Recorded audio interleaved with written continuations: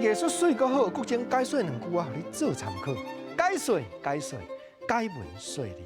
好朋友，国情今日做布袋互你看，啊，红仔毋着举出来，我用讲口碑啦吼。来讲红仔举出来是乌风济济主讲左右，有影小了落铺出来。另外一件红仔，哈啥啦？我要交代代志，你安尼吼，袂问咧，就咧讲哈大卡啦卡，吼，这济主就甲了落印。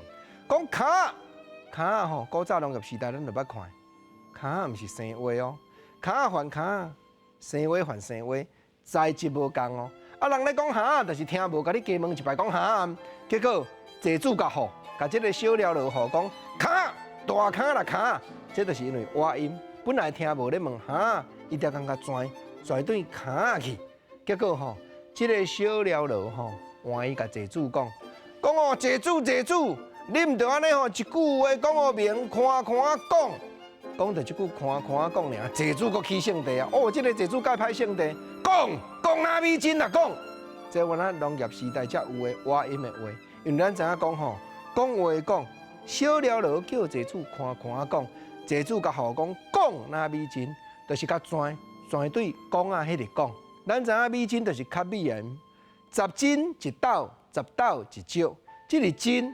若咧酿米的时阵，称重量爱讲斤。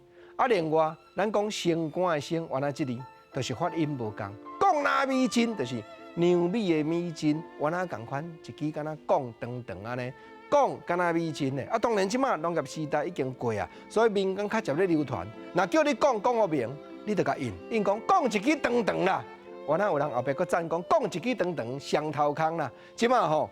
乌风济主要问啊，讲咱顶边去抢白水济，抢倒来遐个银两咧。结果这个小了落甲因讲济主，啊咱拢开了啊，拢发月金咧。乌白讲，济主生气啦。结果小了落吼，这些翁仔面学过边啊，头壳摇咧，煞嘴面伫咧暗念闹一句讲，乌片讲的因翁伫咧烧火炭啦，乌白讲啦。但是吼，咱讲话音讲转甲转对乌片讲去。所以一句趣味的话，讲乌片讲的因兜，还是讲乌片讲的因翁伫咧烧火炭。啊，有影咧做烧火炭的头路，莫怪讲乌片讲，这拢是台语话音产生出来的趣味。国情啊，做布袋互你听，我哪会甲拍一个谱仔呢？